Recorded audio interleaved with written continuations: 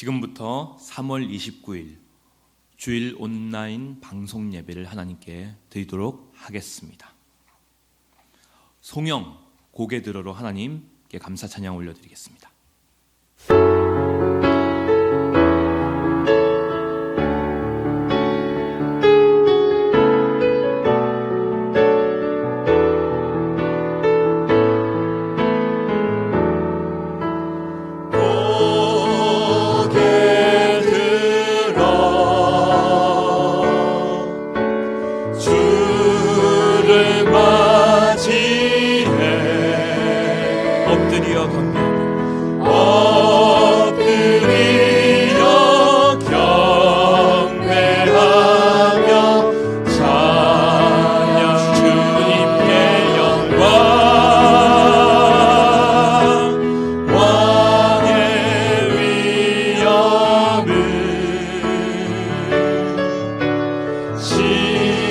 신령과 진정한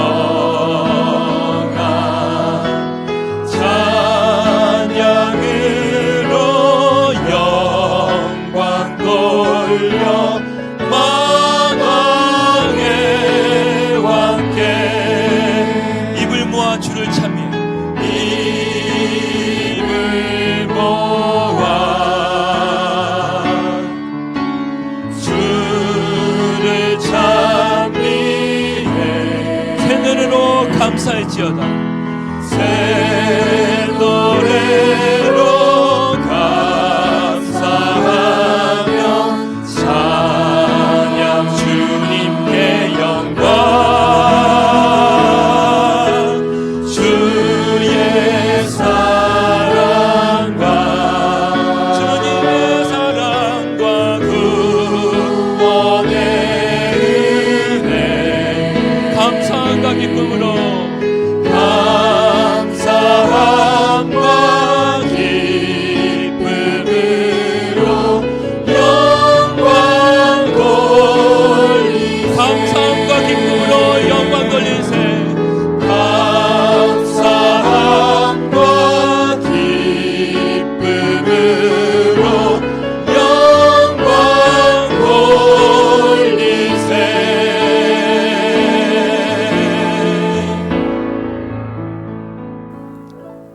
저희들의 생사화복을 주관하시고 사랑과 자비로 저희를 돌보아 주시는 하나님 아버지, 어떤 상황과 환경 속에서라도 예배가 멈추지 않고 드려질 수 있게 하심에 감사드립니다. 전 세계가 코로나19로 인해 삶이 어려워지고 일상이 무너지고 있습니다. 부디 조속히 안정화되어 일상을 되찾기를 간구드립니다. 이러한 시기에 저희 믿음의 자녀들은 어떻게 이 상황을 바라보고 대처해야 할지에 대해 올바른 지혜를 구합니다. 눈에 보이지 않는 이 자그마한 바이러스 하나로 평온해 보였던 전 인류의 일상이 무너져감을 보면서 하나님의 보호하심과 돌보심이 없다면 어느 것 하나 평온하고 당연한 것이 없다는 것을 깨달았습니다. 저희가 그동안 당연하다고 느끼며 살아왔던 그 모든 것들이 하나님의 은혜이고 사랑이며 자비였음에 감사드립니다. 이제 저희는 다시금 각자의 신앙을 돌아보고 자신에게 물어야 할 것입니다. 평온한 일상 속에서의 저희의 신앙생활이 일상이 위협받는 상황 속에서 어떻게 바뀌어야 하는지, 치열한 영적 전쟁을 감당할 수 있는 믿음이 과연 나에게는 있는지, 하나님 아버지, 오직 말씀과 기도를 통해 더욱더 믿음이 굳건하게 하여 주시옵소서. 평안한 일상과 당연시하며 누려왔던 많은 것들 속에서 신앙이, 믿음이 종교가 되어가고 있었다면 회개를 통해 다시금 굳건히 나갈 수 있도록 선하게 인도하여 주시옵소서. 본향을 향하여 묵묵히 걸어가는 나그네의 삶을 한시도 잊지 않고 주님 다시 오시기를 간절히 기다리는 저희가 되게 인도하여 주시옵소서. 하나님 아버지, 강서 공동체를 주님께 의탁드립니다. 어려운 상황 속에서도 더욱더 서로 돌아보며 위로와 사랑을 나누는 저희들 되게 인도하여 주시옵소서. 또한 각각의 가정들을 주님께 의탁드리오며 하나님의 사랑과 은혜가 넘쳐나는 가정들이 되게 축복하여 주시옵소서. 감사드리오며 능력과 사랑의 원천이신 예수님의 이름으로 기도드리옵나이다. 아멘.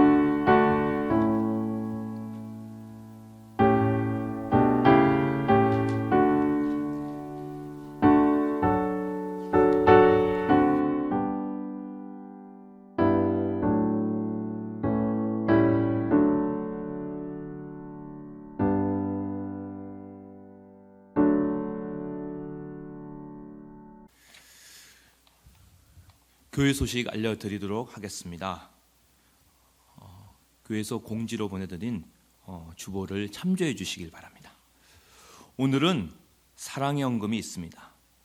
온라인 송금을 원하시는 분은 헌금 계좌 안내에 따라 송금하시되 사랑으로 입금자 표시를 꼭 해주시기를 부탁드립니다. 코로나19 사태로 인해 오늘 주일 예배는 실시간으로 온라인 예배를 드립니다. 4월 추천 도서가 있습니다. 사귐의 기도입니다. 특별히 이번 달은 교회에서 전체 구매를 하지 않고요, 개인적으로 추천 도서를 구입해 주시기를 부탁드립니다. 헌금 계좌 안내는 주보의 교회 소식란에 나와 있습니다. 참조해 주시기를 부탁드립니다. 이상으로 교회 소식 마치도록 하겠습니다. 봉헌 시간입니다. 찬송 413장으로 하나님께 감사 찬양 올려드리겠습니다.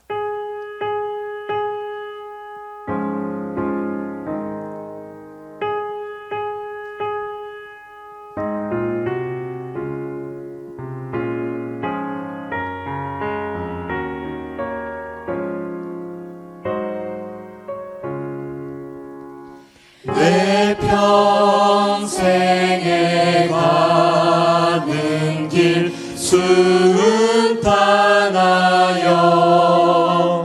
늘 잔잔한 강 같든지 큰 풍파로 무섭고 어렵든지 나의 영혼은 늘 편하다. 내 영혼 평안해. 내 영혼 평안해. 저 마귀는 우리를 삼키려고 입 벌리고 달려와도 주 예수는 우리의 대장되니 끝내 싸워서 이기리라.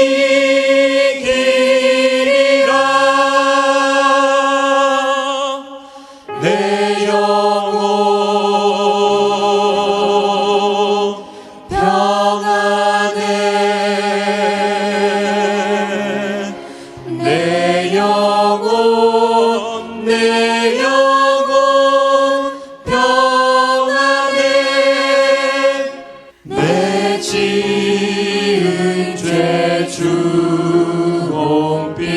같더라도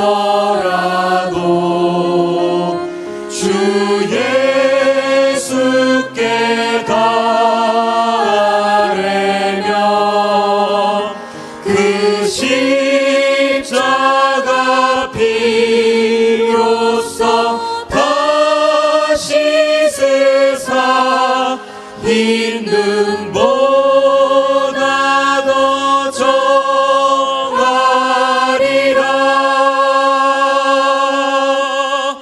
내 영혼 평안해.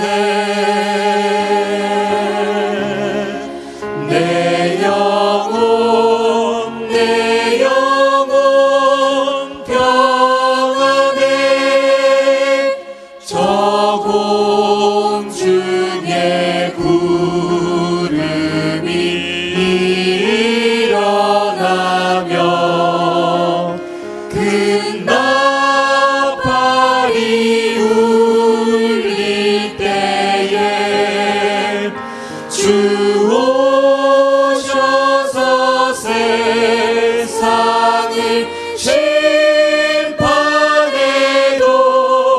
나의 영혼은 겁없으리.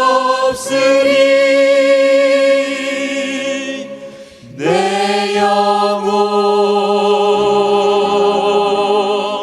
평안해.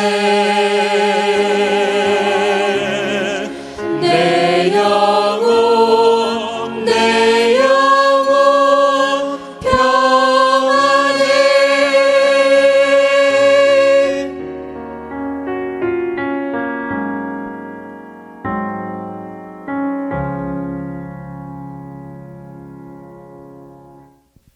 예배받기에 홀로 합당하신 하나님,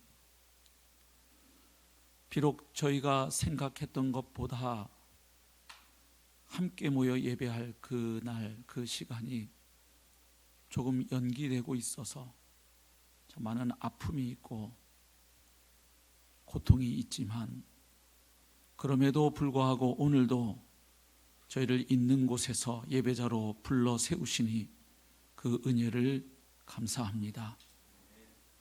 이런 상황에서도 저희가 하나님을 예배할 수 있는 것은 아들 예수 그리스도를 죽은 자 가운데 살리신 하나님이 바로 우리의 아버지이시기 때문입니다. 이런 상황에도 여전히 저희가 불안에 떨지 않는 이유는 이 인류 역사를 주관하시는 분이 하나님 아버지이시기 때문입니다. 또한 이 모든 역사의 끝이 주 예수 그리스도의 다시 오심을 향하여 진행되고 있음을 알기에 이 시대 한복판에서도 저희는 주님을 예배하고 경배합니다. 주님 다시 오실 그날을 소망하며 드려지는 오늘의 이 예배를 통해서도 주님 영광 받으시옵소서. 또한 하늘에 속한 그 신령한 은혜를 오늘도 저희 심령마다 내려주셔서 다시 한번 그 은혜로 말미암아 우리의 영혼이 소성되고 한 주간 치열한 삶의 현장 한복판에서 주님을 증거하고 또한 주님과 동행하며 복음의 증인으로 살게 하여 주시옵소서. 이 시간 저희 자신을 주님 앞에 다시 헌신합니다. 또한 하나님이 주신 물질 가운데 일부를 구별하여 거룩한 예물로 봉헌합니다. 또한 오늘 마지막 주를 맞이하여 사랑의 헌금 올려드립니다. 평소에도 어려운 분들이 많았지만 지금 특별한 이 비상시국 가운데 경제적으로 더욱 큰 어려움 가운데 하나님의 자비와 긍휼을 호소하는 분들이 많습니다. 하나님 교회 안에 그리고 바깥에 그 절실한 도움의 손길을 위해 하나님께 부르짖고 간구하는 그 분들의 그 기도를 생각하며 주님께 드립니다. 주님 받으시고 물질들이 잘 쓰여지도록 저에게 지혜를 주시오며 물질들이 쓰여지는 곳마다 하나님의 자비와 긍휼이 은혜와 영광이 풍성히 나타나고 경험되며 확장되게 하여 주시옵소서. 믿음으로 사랑으로 드리는 그 손길들마다 하나님 더 큰 은혜와 복으로 함께 하사 이 땅에서 하늘의 신령한 은혜를 날마다 누리며 살게 하시고 이 땅에 육신을 입고 사는 날 동안 필요한 것들 하늘 아버지께서 시마다 때마다 공급하여 주심으로 그 은혜를 누리며 살게 하시고 또한 그 은혜와 복을 흩어 나누며 사는 참으로 아름다운 축복의 통로들로 쓰임받고 살아가게 하옵소서. 감사드리옵고 예수님의 이름으로 기도하옵나이다. 아멘. 성경 봉독 시간입니다. 오늘 선포될 성경 말씀은 신약성경 에베소서 3장 14절로부터 19절 말씀입니다.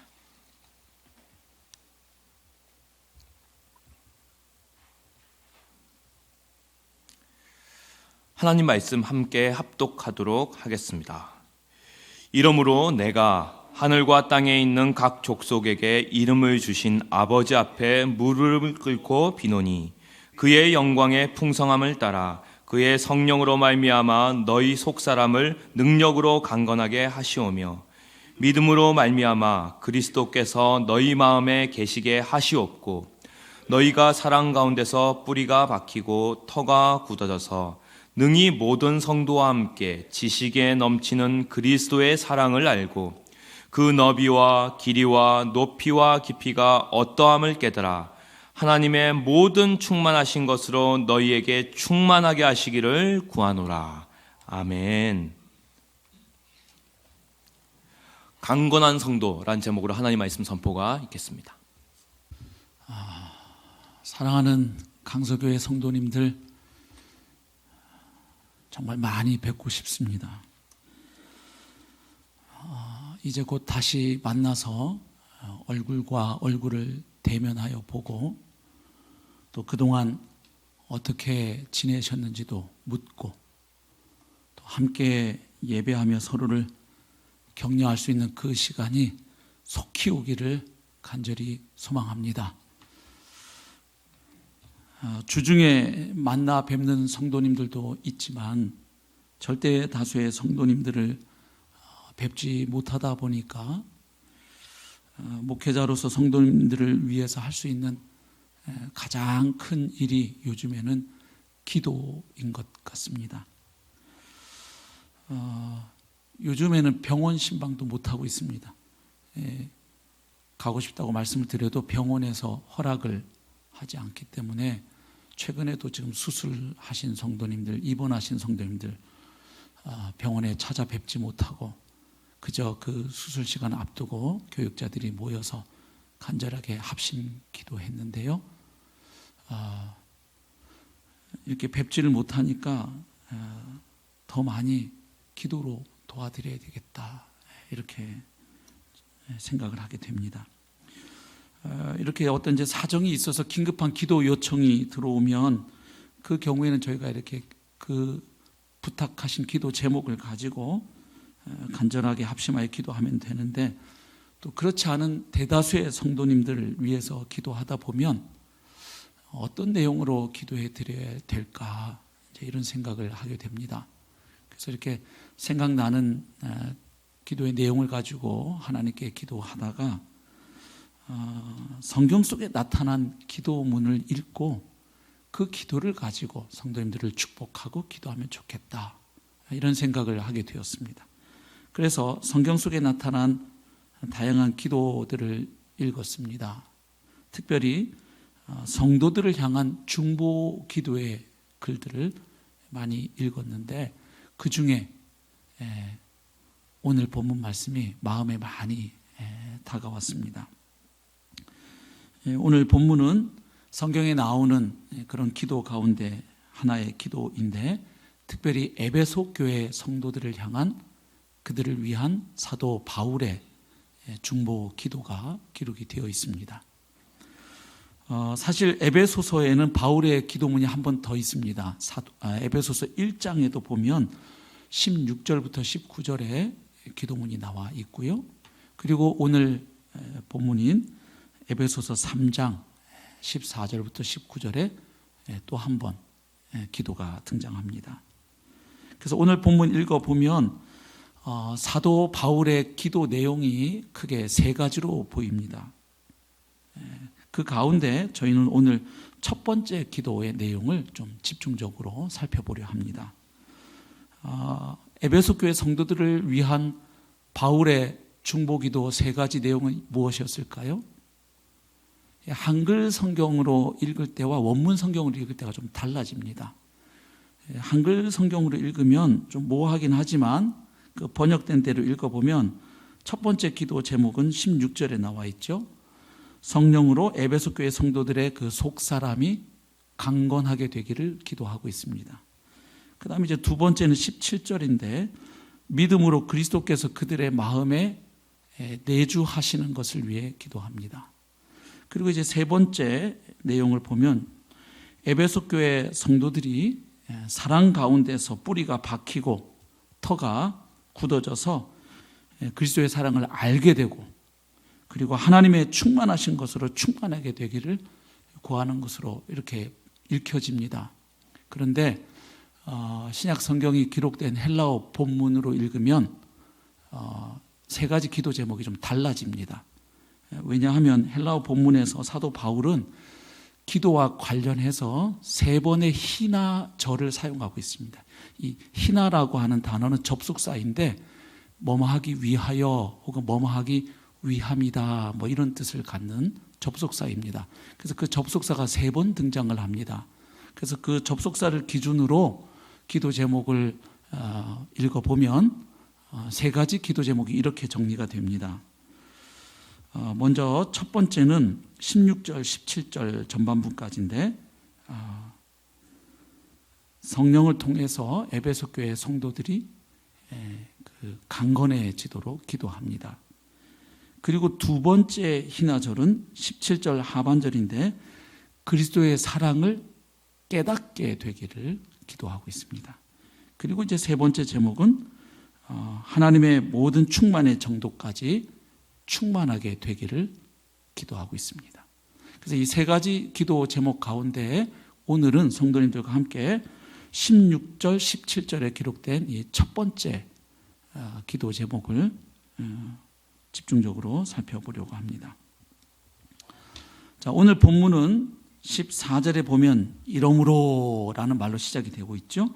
14절 이러므로 내가 하늘과 땅에 있는 각 족속에게 이름을 주신 아버지 앞에 무릎을 꿇고 비노니 이렇게 시작이 됩니다. 여기 지금 이러므로라는 접속사가 사용된 배경이 있지요. 사실은 3장을 시작하면서 바울은 에베소 교회 성도들을 위해서 기도하고 싶었습니다. 3장 1절 보시면 이러므로 그리스도 예수의 일로 너희 이방인을 위하여 갇힌 자 된 나 바울이 말하거니와 사실 1절에서 사도는 에베소 교회 성도들을 위해서 기도를 시작하려고 했는데 자신이 그리스도 예수의 죄수가 되어서 지금 이렇게 감옥에 갇히고 환난을 당하는 이유를 설명해야 했던 것이죠. 중간에. 그래서 잠시 기도를 좀 유보했던 것입니다.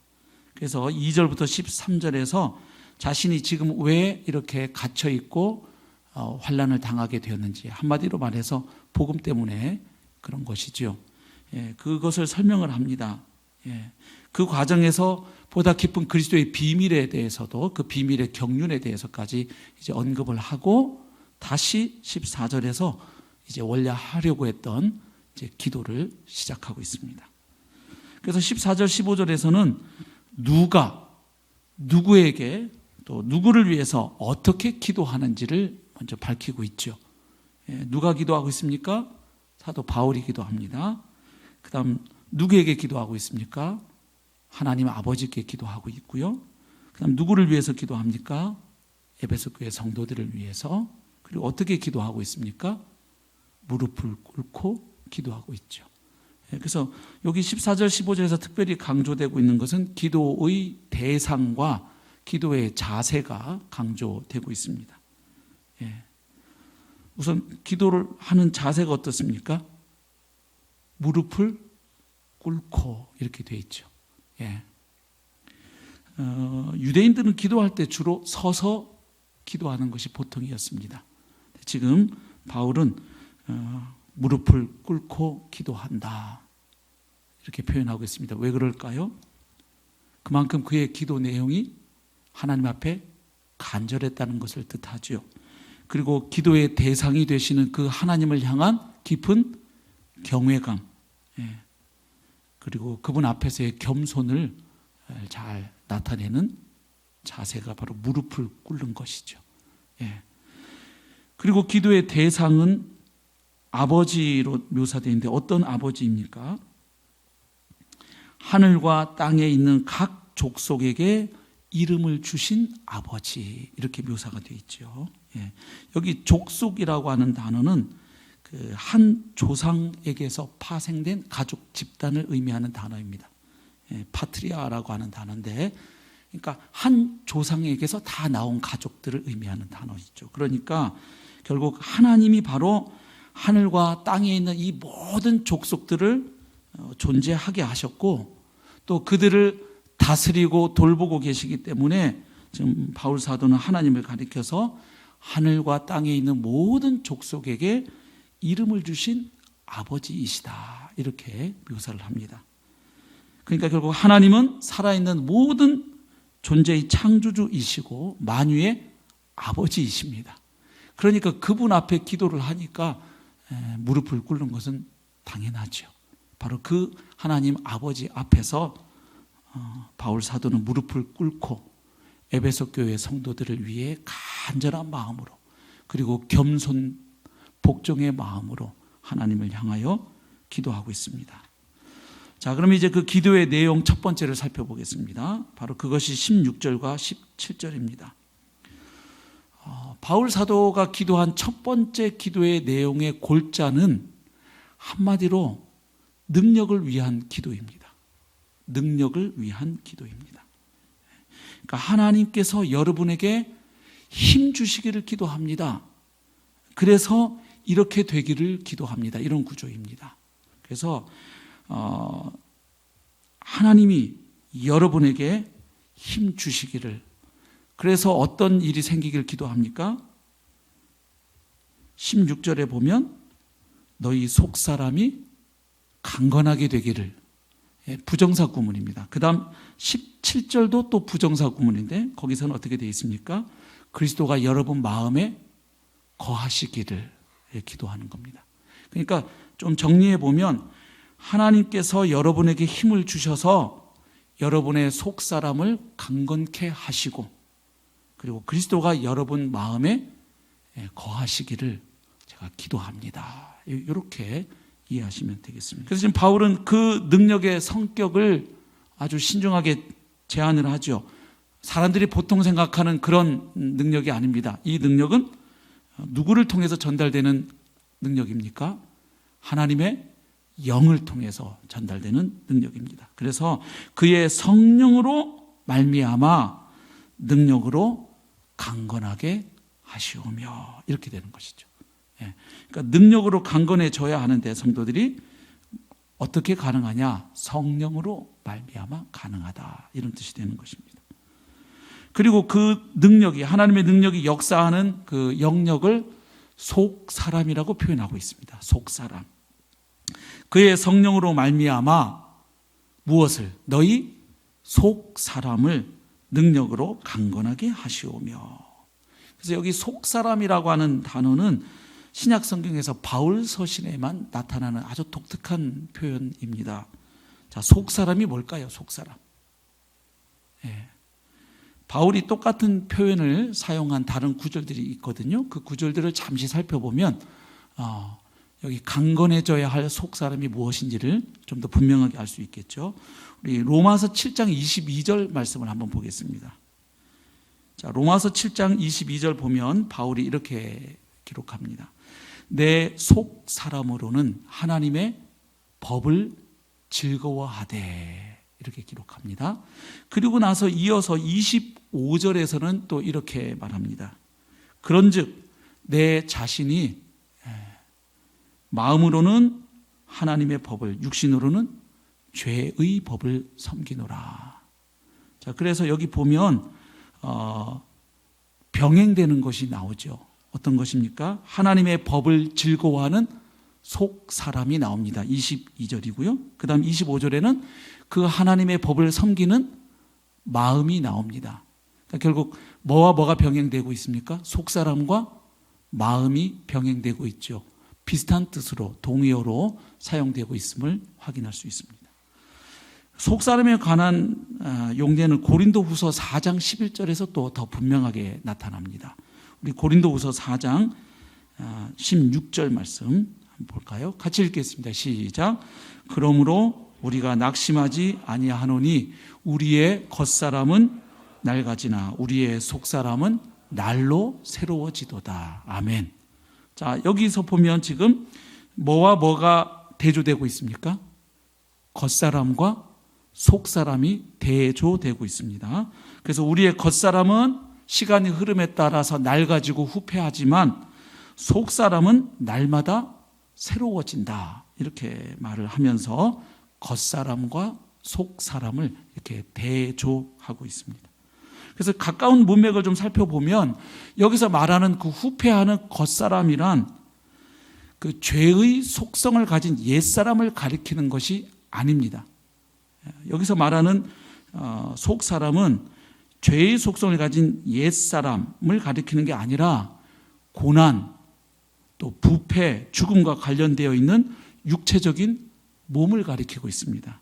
고린도후서 4장 8절부터 11절, 18절 말씀을 참조해 보시면 금방 확인하실 수 있습니다. 그리고 날마다 새로워지는 이 속 사람이란 그리스도인이 회심할 때 입게 되는 그 새 사람을 가리키는 것이 아니고 이 오는 시대에 새롭게 하는 그 능력이 역사하는 그리스도인의 내적 부분, 즉 마음을 가리킵니다. 그러니까 우리의 몸, 즉 겉사람은 세월이 흐르면서 낡아질 수밖에 없고 환난과 핍박으로 인해서 닳아질 수밖에 없지만 그 겉사람이 낡아진 후에도 남는 것, 그리고 새로워질 수 있는 것이 바로 우리의 속 사람이라는 것이죠. 아멘. 네. 여러분들 그 주위에서 이런 분들 뵙죠. 그 신앙생활 주님과 오래 동행하고 신앙생활 하신 어르신들 뵈면 그런 분들 뵐 때 있어요. 몸은 이제 점점 쇠약해지셔서 그냥 병원 신세 지셔야 되고 거동도 불편하고 한데 오랜 세월 주님과 함께 온 그 세월 가운데 그 내면이 날로 성장하고 새로워지셔서 정말 그 아름다운 속사람, 그 내면 세계를 우리가 접하게 되는 분들 가끔 있죠. 그래서 기력이 떨어지심에도 불구하고 오히려 더 한결같고 그 아름다운 주님으로부터 말미암는 그 빛을 발하는 참 성숙한 이렇게 그리스도인들 뵐 때 있습니다. 참 그 마음에 참 감사함이 들고 또 존경심이 들죠. 그런가 하면 또 어떤 분들은 겉보기에는 중병도 없고 연세가 있으셔도 여전히 몸도 팔팔하신데 나이가 들수록 아주 그냥 원망과 불평 그리고 요구와 심술이 점점 늘고 자기밖에 모르는 이제 분들도 계시지요. 지금 바울은 말합니다. 우리 육체란 것은 어차피 시간 흐름에 따라 낡아지고 후퇴할 수밖에 없다는 거예요. 그러나 주님의 통치를 받는 그리고 그 주님과 함께 사귀며 주님과 연합되어 살아가는 그 속사람은 시간이 흐르면서 오히려 더 새로워질 수 있다고 그렇게 선언하고 있는 것이죠. 자, 오늘 에베소서에서도 보면 속사람이 마음이란 단어와 병행을 이루고 있죠. 자연스럽게. 자, 16절에서 속사람이라고 표현했던 바울이 17절에 보면 그리스도께서 거주하시는 마음을 이야기하고 있습니다. 그래서 이게 원문으로 잘 찬찬히 읽어보시면 16절과 17절에 나오는 기도의 제목이 별개의 다른 기도 제목이 아닙니다. 아까 말씀드렸던 것처럼 첫 번째 기도 제목이 뭐냐 하면 하나님께서 여러분에게 힘 주시기를 기도하는 거예요. 그리고 나서 16절, 17절에 나오는 두 가지의 기도 내용을 보면 동사 형태가 부정사 구문으로 되어 있습니다. 그래서 첫 번째는 뭐냐 하면 강건케 되기를, 그리고 두 번째 부정사 구문은 거하게 되기를, 거주하게 되기를 이렇게 되어 있어요. 그러니까 하나님이 힘 주셔서 여러분의 속사람이 강건케 되고 그리고 그리스도께서 여러분 마음에 거하시게 되기를 기도합니다. 이것이 첫 번째 기도 제목이라는 것이죠. 네. 그래서 지금 17절의 내용이 부정사 두 번째 구문인데 16절하고 별개의 내용이 아니라는 거예요. 무슨 말씀인지 이해되시죠? 그러니까 17절에 나오는 이 내용은 16절에 나온 첫 번째 그 부정사 구문인 속사람을 강건하게 해주시기를 그것과 병행되는 구문이면서 또 동시에 그것이 무엇인지를 설명해 주고 있다 이 말이에요. 말하자면 이런 내용이죠. 속사람이 강건해진다는 것은 다른 말로 하면 뭐다 하는 거죠? 속사람이 강건해지는 것은 곧 그리스도께서 성도들의 마음에 거주하시는 것이라는 거예요. 거꾸로 이야기하면 그리스도께서 성도들의 마음에 거주하셔서 다스리시면 성도들의 속사람이 어떻게 된다? 강건해진다. 이런 의미도 되는 것이죠. 자, 그래서 지금 16절과 17절에서도 보면 속사람과 마음이 이렇게 병행되고 있음을 확인할 수 있습니다. 그래서 여기 속사람은 바로 그리스도인의 그 마음, 심령을 이야기한다고 이해하면 되겠습니다. 그래서 이 마음은 인간의 삶과 행동을 지배하는 중심 좌소입니다. 아주 중요한 좌소이죠. 예. 그래서 우리의 인격, 행동, 선택, 결정, 그것을 좌우하는 중요한 좌소가 우리 인격의 중심이라고 할 수 있는 곳이 바로 인간의 마음인 것입니다. 예. 마음이 굉장히 중요하죠. 그래서 예.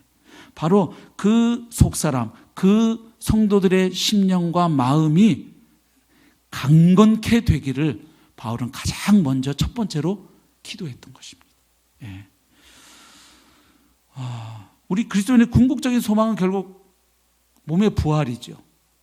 예. 우리가 지금 기다리고 있는 소망은 주님 다시 오시고, 그리고 우리가 이 썩어질 몸이 아닌 영원토록 주님과 함께할 그 몸을 받는 것, 그 몸의 부활이 우리가 기다리는 소망입니다. 그런데 오늘 본문에서 우리가 보게 되는 것이 있지요. 우리가 그 선물을 받을 때까지 이 땅에 육신을 가지고 사는 동안 우리의 속 사람이 하나님의 능력으로 말미암아 날마다 강건해져야 하겠구나 하는 것을 보게 됩니다. 그런데 우리가 살고 있는 이 문화는 육체의 건강에만 매달리죠. 외모에 매달리고요. 이 마음의 중요성을 그렇게 심각하게 생각하지 않죠. 예. 그러나 오늘 본문에서 우리가 발견하게 됩니다. 우리 그리스도인들은 이 속사람에 하나님의 능력이 나타나기를 사모하고 기도하는 사람들이어야 함을 우리가 보게 됩니다. 왜냐하면 우리 존재 가운데 속사람은 우리의 성품을 지배하고 또 우리를 천국에 합당한 자로 준비시켜주는 영역이기 때문에 그러합니다.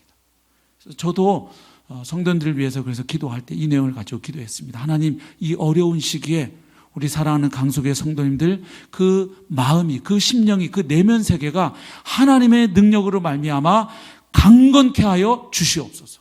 예, 불안하여 떨지 않게 하시고, 또 이렇게 또 하나님이 사인을 주심에도 불구하고 무심하게 그저 아무 생각 없이 살지도 아니하고 정말 그 주님으로 말미암아 그 심령이 강건케 하여 주시옵소서.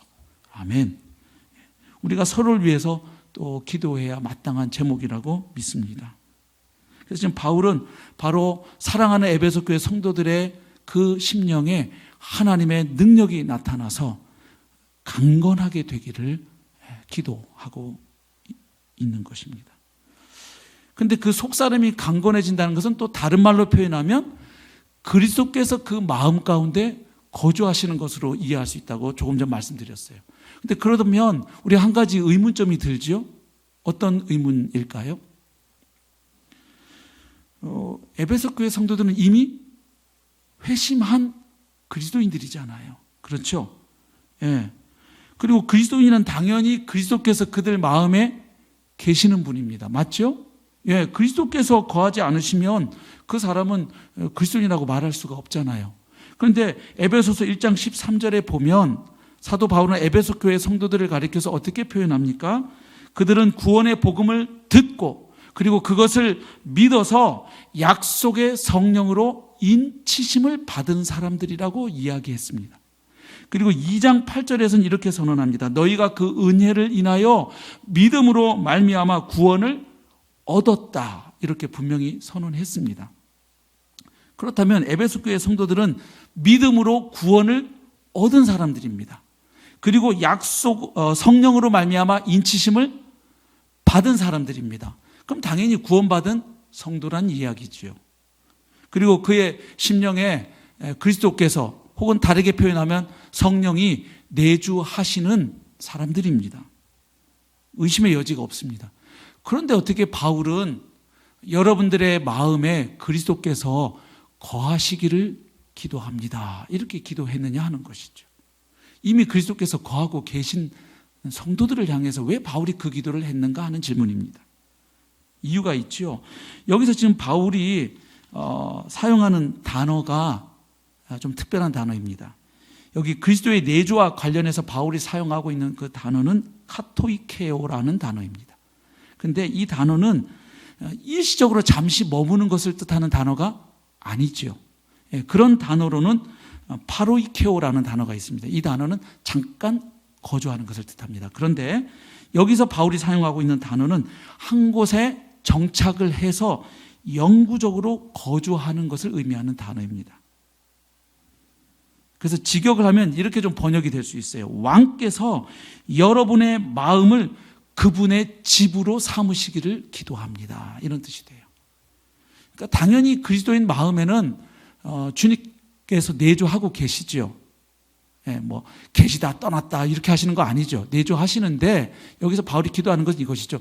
그 주님이 더 온전하고 충만하게 여러분의 마음을 지배하고 다스려 주시기를. 그래서 여러분이 주님과의 지속적인 임재 가운데, 주님의 내주 가운데 주님과 함께 동행하고 그 주님의 임재 가운데 살아가게 되기를 지금 바울이 기도하고 있는 것입니다.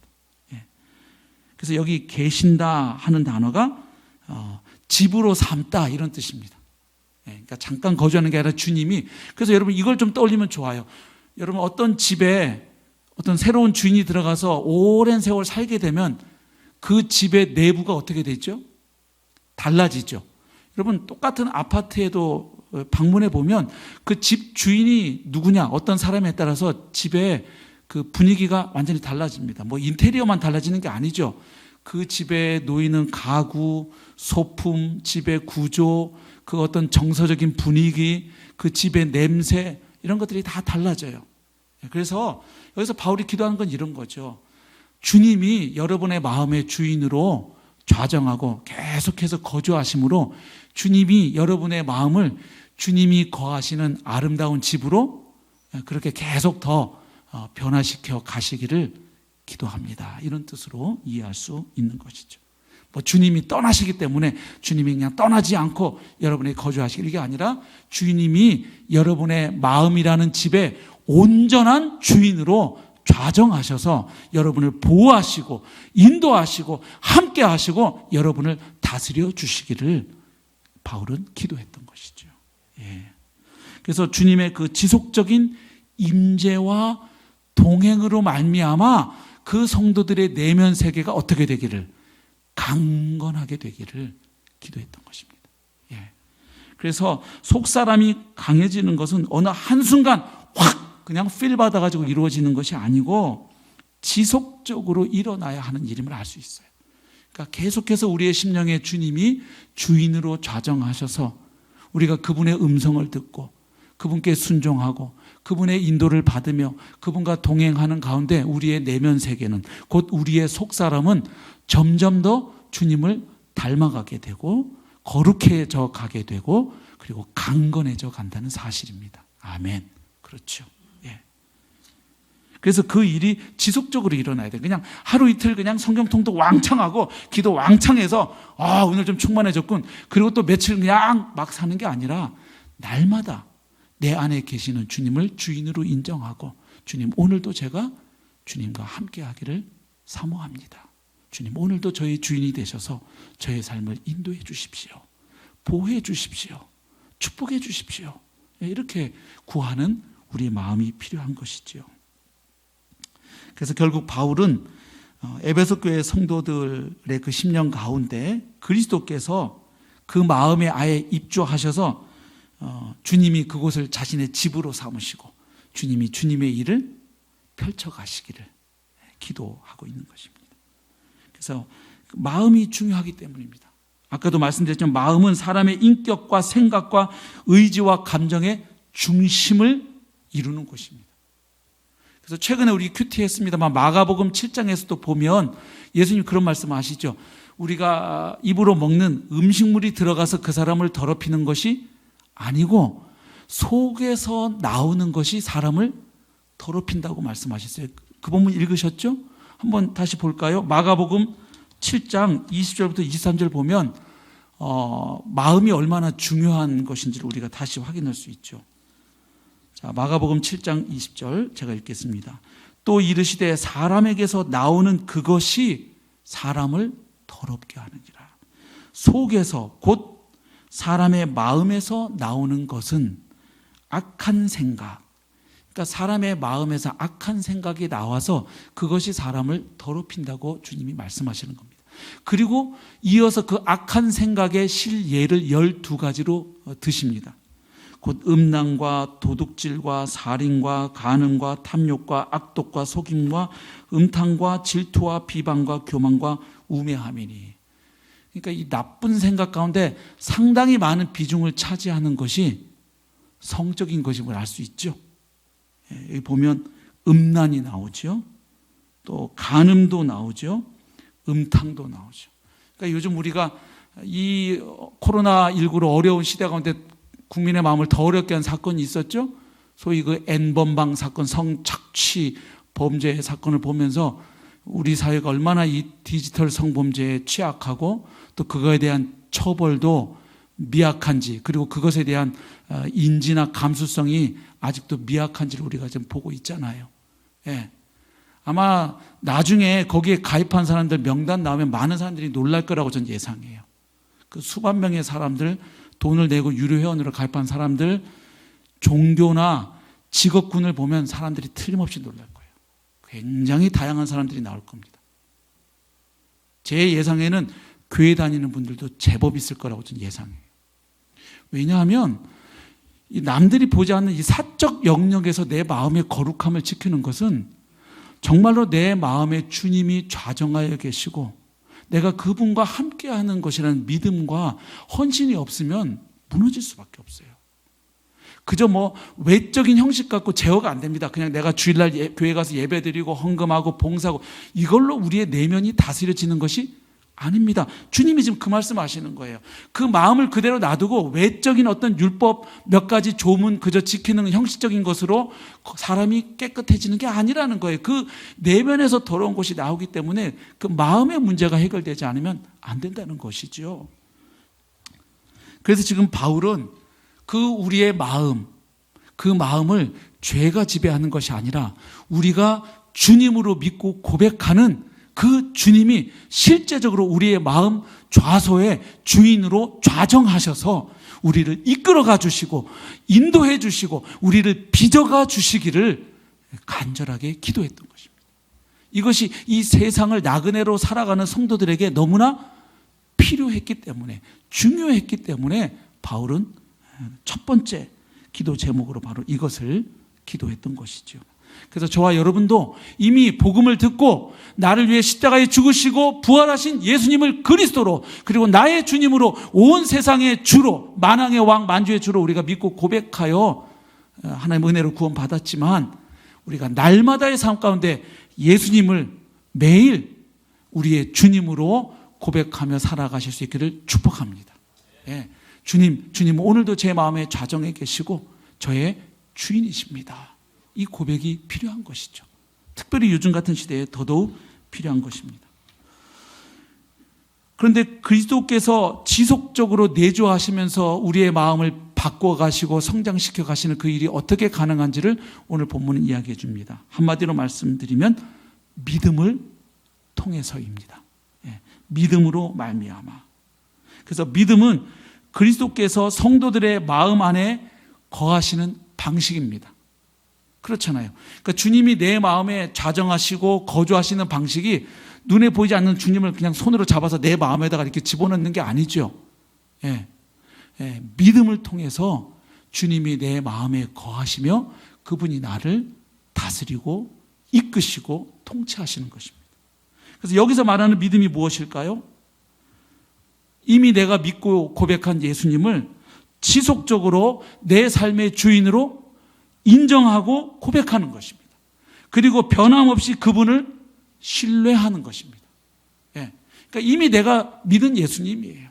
그리고 이미 내 마음에 들어오셔서 내조하고 계신 예수님, 좌정하고 계신 그 예수님을 계속해서 인정하고 그분을 신뢰하는 것을 가리키고 있습니다. 그래서 믿음은 그리스도와의 생생한 삶의 관계인 것입니다. 어떤 차가운 교리에 대한 지적 동의만을 믿음이라고 말하지 않습니다. 그것도 포함하지만 믿음은 살아 계시는 예수님을 향한 나의 태도이고 고백이고 그분과의 살아있는 관계인 것이죠. 관계. 이것이 중요합니다. 그래서 그리스도께서는 그런 믿음을 가진 성도들의 마음을 그분의 집으로 거처로 삼으시고 그 사람과 함께 하면서 그를 인도해 가시고 그에게 복 주시고 그리고 그를 변화시키고 성숙시켜 가시는 고마우신 주님이시죠. 그렇게 될 때 우리의 속사람이 강건해진다고 바울은 우리에게 말해주고 있는 것입니다. 그래서 여러분 이게 다른 내용이 아닌 거 알고 계시죠? 그래서 별개의 내용이 아니라는 거예요. 성령께서 우리의 속사람을 강건하게 하시는 것이나 그리스도께서 우리의 마음에 거주하시는 것이나 별개의 내용이 아니라는 거예요. 조금만 생각해 보면 금방 알 수 있죠. 그리스도께서 우리 성도들의 마음에 거주하시는 것과 성령께서 성도 안에 들어오셔서 속사람을 강건하게 하시는 것은 다른 이야기가 아닙니다. 왜 그럴까요?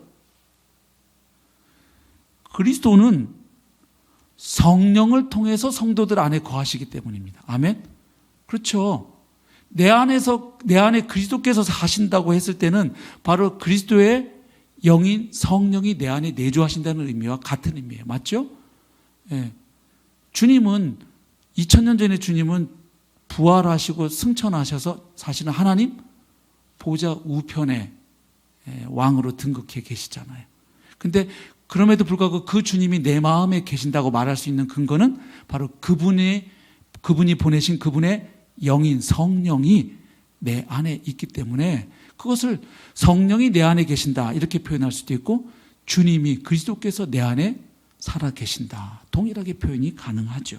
그래서 그리스도는 성령을 통해서 성도들 안에 거하십니다. 그리고 믿는 자들 안에 내주하시는 성령님은 누구의 영이십니까? 그리스도의 영이십니다. 예, 그렇죠. 그래서 바울은 종종 오늘 본문에서처럼 이 두 가지를 분명하게 구별하지 않고 같은 의미에서 종종 사용하는 것을 우리가 알고 있습니다. 그래서 그리스도는 성령을 통해서 우리 믿는 자들의 마음에 거주하시고 또한 성령은 믿는 자들의 속사람을 강건하게 하시고 그리고 그들이 계속해서 그리스도를 주님으로 고백하며 그분과 동행하고 그리고 그분을 닮아가게 하시고 그리고 그분을 증거하게 하시는 영이 바로 성령이신 줄로 믿습니다. 그 성령은 바로 사랑하는 우리 주님 그리스도의 영이시죠. 말씀을 맺겠습니다. 바울이 에베소 교회 성도들을 위해 기도하면서 가장 첫 번째로 하나님이 그들을 능력으로 붙잡아 주셔서 그들의 속사람이 강건하게 되고 그리고 그리스도께서 그들 마음에 거주하셔서 그들이 더욱 주님과 동행하기를 원했던 이유가 있습니다. 왜냐하면 에베소 교회 성도들이 사랑과 믿음으로 그리스도의 몸을 세워가려면 그들의 속사람이 강건해져야 했기 때문입니다. 또한 그 이방 사회 가운데 그 성도들이 하나님의 새로운 백성으로서 그리고 새로운 인류로서 거룩한 삶을 살아가기 위해서는 그들의 마음이 굳세져야 했기 때문입니다. 그 핍박이 있고 유혹이 있는 세상 가운데 하늘 백성답게 살아가려면 그들의 마음이 심령이 강건해져야 했기 때문에 그것을 기도했던 것입니다. 그뿐만 아니라 에베소에서 나오는 것처럼 그들이 하나님의 군사로서 전사로서 공중의 권세를 가진 악한 영들과 맞서 싸우고 그리고 마지막 날에 서기 위해서는 그들의 마음이 강건해져야 했던 것입니다. 그래서 바울은 가장 먼저 그들의 내면이 하나님의 능력으로 강건해지기를 기도했던 것입니다. 오늘 이 시대를 살아가는 우리에게도 이 기도 제목은 너무나 필요하고 소중한 제목이라고 믿습니다. 이런 시대를 나그네로 살아가는 성도들에게 성경은 두 가지를 주문합니다. 한 가지는 먼저 이 세상에서 좋은 시민으로 살아가라고 권면을 해요. 다른 것 가지고 우리 그리스도인들을 트집잡지 못하도록, 비난하지 못하도록, 그들의 비난이 부끄러워지도록 너희들은 오히려 더 좋은 시민으로서 법을 잘 지키고 본을 보이며 살아가라고 권면합니다. 그러나 또 한 가지 권면이 있어요. 그건 뭐냐면 너희들이 아무리 좋은 시민으로 살아내려고 해도 큰 틀에서 볼 때 그리스도인은 세상에서 핍박과 고난을 피할 수가 없다는 거예요. 그래서 오늘 이 시대를 살아가는 우리에게 그런 이중의 어려움이 있어요. 우리가 생명같이 소중하게 여기는 공예배를 함께 모여 예배하지 못하고 이렇게 온라인 예배를 드리는 이유가 있잖아요. 몇 가지. 예. 그 중에 하나가 선한 시민으로서 우리가 속해 있는 큰 공동체에 피해를 주지 않고 배려하기 위함입니다. 예. 그래서 우리 그리스도인들이 좋은 시민으로 살아가기 위해서 노력해야죠. 그러나 그럼 우리가 법을 잘 지키고 아주 양심적인 시민으로서 잘 살아가면 세상이 그리스도인들을 무조건 또 인정하고 칭찬할까요? 그렇지가 않아요. 우리가 믿는 신앙 때문에, 우리가 믿는 교리 때문에, 진리 때문에 그리스도인들은 어쩔 수 없이 앞으로 세월이 흘러가면서 우리가 공격당하고 비난당하고 핍박당할 일들이 틀림없이 있습니다. 많아질 것입니다. 그래서 이 시대를 살아가는 그리스도인들은 두 가지 싸움입니다. 한쪽에는 세상을 적대시하는 것이 아니라 그 세상 한복판에 들어가서 좋은 시민으로 살아내야 되고, 그러면서도 또한 그렇게 했음에도 불구하고 세상으로부터 오는 비난과 핍박이 있을 때, 고난이 있을 때 그것을 감수해내야 하는 것이죠. 그러려면 우리도 속사람이 강건해져야 하는 줄로 믿습니다. 예. 이런 시대를 복음의 증인으로, 정말 좋은 그리스도인으로, 또 좋은 시민으로 살아내려면 정말 우리의 심령이 강건해져야 하는 것입니다. 그래서 오늘 말씀처럼 주님의 능력으로 말미암아 우리 사랑하는 성도님들의 마음이, 속사람이 이 어려운 시기 중에도 강건해지시기를 주님의 이름으로 축복합니다. 그러려면 저와 여러분이 믿음으로 말미암아 날마다 내 안에 살아 계시는 주님을 매일 주님으로 인정하고 고백하고 그 주님의 인도와 보호와 통치를 사모하고, 그리고 그분을 계속해서 신뢰함으로 주님이 우리 가운데 계속하여 그분의 선한 일 이루어 가시기를 주님의 이름으로 축복합니다. 함께 결단 찬송하기를 원하는데요. 오늘 부를 결단 찬송은 우리 성도님들이 잘 모르시는 노래일 것으로 생각이 됩니다. 그래서 먼저 한번 이 찬송을 듣고 그리고 그 가사를 좀 음미하고 나서 저희가 한번 불러보려고 하는데요. 이 찬송 배경을 잠깐만 좀 소개하겠습니다. 이 찬송 가사를 쓰신 분이 독일의 본 회퍼 목사님이세요. 예, 아시는 것처럼 본 회퍼 목사님은 그 히틀러 시대에 그 히틀러에 대항해서 그 나치즘에 저항했던 분입니다. 그래서 그로 말미암아 감옥에 갇히게 되죠. 그리고 히틀러가 죽기 3주 전에 사형을 당한 목사님이세요. 뭐 그분에 대한 일화가 많이 있는데 그걸 지금 소개할 수는 없고, 근데 그분이 감옥에서 썼던 시를 이렇게 노래로 만든 것이 저희들이 지금 같이 불러보려고 하는 선한 능력으로라는 찬송입니다. 처음 보시는 노래니까 한번 좀 우리 정 목사님 그 청년 지체들이 어제 녹음을 했거든요. 한번 듣고 같이 한번 불러보겠습니다. 그 선한 힘에 고요히 감싸여 그 놀라운 평화를 누리며 나 그대들과 함께 걸어가네. 나 그대들과 한 해를 여네. 지나가 넘을 어둠의 날들이 무겁게 내 영혼 짓눌러도 오 주여 주여 우릴 외면치 마시고 약속의 구원을 이루소서. 그 선한 힘이 우리 감싸시니 믿음으로 일어나길 기대하네. 주 언제나 우리와 함께 계셔. 하루 또 하루가 늘 새로워. 주께서 밝히신 작은 촛불이 어둠을 헤치고 타오르네. 그 빛에 우리 모두 하나 되어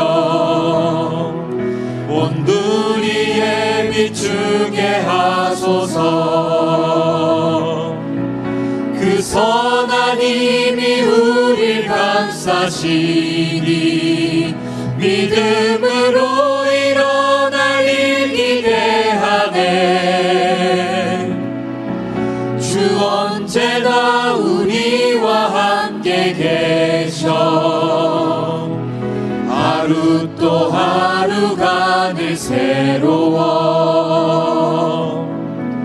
이 고요함이 깊이 번져갈 때 저 가슴 벅찬 노래 들리네.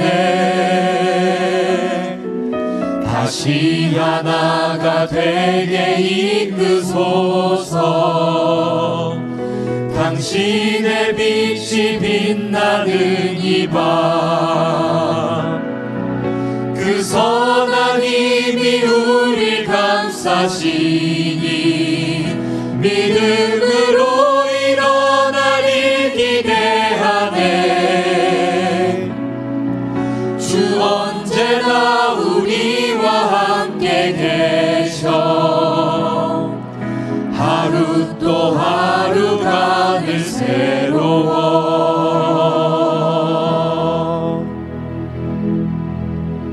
다시 한번 우리 1절, 2절 좀 같이 부르고 기도하고 예배 마치면 좋겠습니다.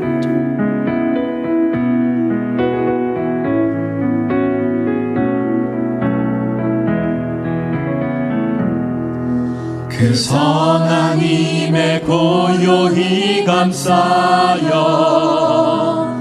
그 놀라운 평화를 누리며 나 그대들과 함께 걸어가네. 나 그대들과 한 해를 여네. 지나가 넘을 어둠의 날들이 무겁게 내 영혼 짓눌러도 오 주여 우릴 외면치 마시고 약속의 구원을 이루소서. 그 선한 힘이 우릴 감싸시니 믿음으로 일어날 일 기대하네. 주 언제나 우리와 함께 계셔. 하루 또 하루가 늘 새로워. 주께서 밝히신 작은 촛불이 어둠을 헤치고 타오르네.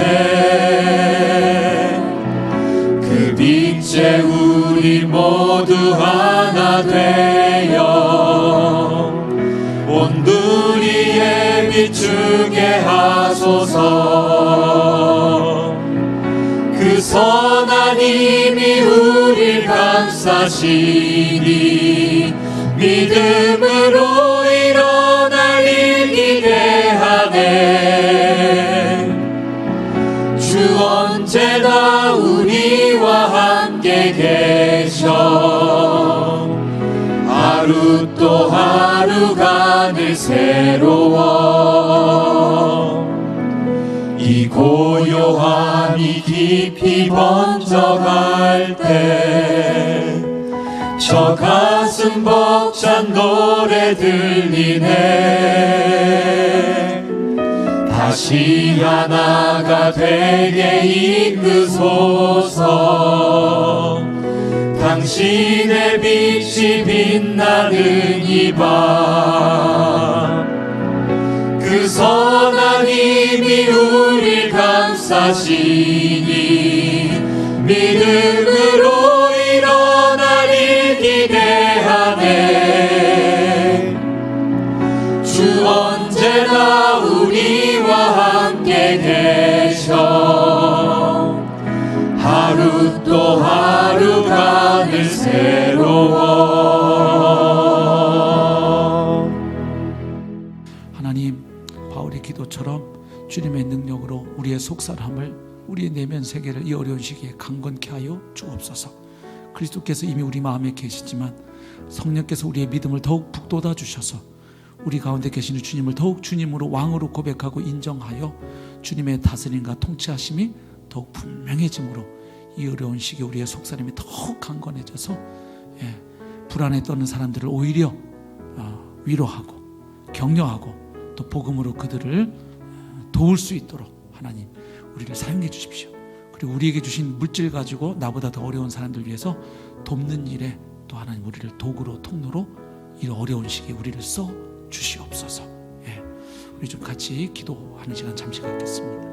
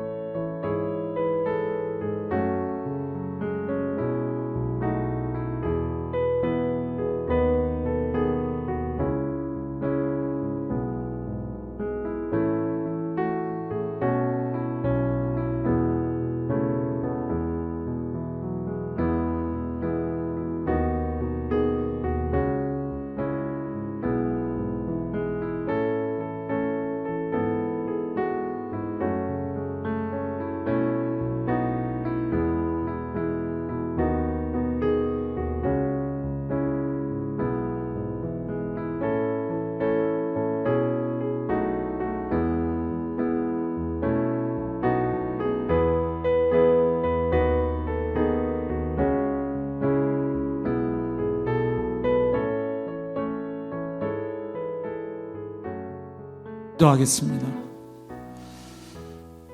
사랑과 은혜의 하나님 아버지, 사도 바울이 에베소 교회 성도들을 위해 기도할 때 가장 먼저 주님의 능력으로 말미암아 그들의 속사람이, 그들의 심령이 더욱 강건하게 되기를 기도한 것 오늘 읽었습니다.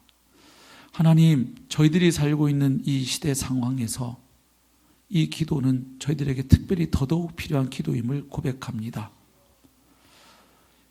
정말 시시각각 저희에게 다가오는 그 강력한 유혹에 무너지지 않고 승리하기 위해서는 저희들의 심령이 더욱 강건해져야 하겠습니다. 또한 예수 그리스도를 주님으로 믿는 이 신앙 때문에 당할 비난과 어려움과 손해와 핍박이 있다면 그것을 견뎌내는데도 역시 우리의 마음이 강건해져야 하겠습니다.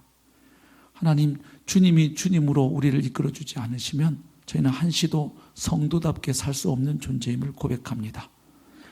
정말로 강력한 이 시대의 유혹을 이기기 위해, 또한 강력한 그 치열한 영적 전쟁에서 승리하기 위해 주님의 능력으로 우리의 속사람을 강건케 하여 주시옵소서. 또한 저희들 더욱 믿음으로 주님을 고백하며 나아갈 때 저희를 이끄시고 보호하시고 강하게 하셔서 이 시대 한복판, 이 상황 속에서도 저희들은 주님의 증인들로 살아내게 하시고 복음을 영화롭게 하는 자들로 드러나게 하여 주시옵소서. 사랑하는 우리 강서교회 성도님들 한 분 한 분 주님의 선하신 능력으로 감싸주시고 강건케 하여 주시옵소서. 예수님의 이름으로 축복하며 기도하옵나이다.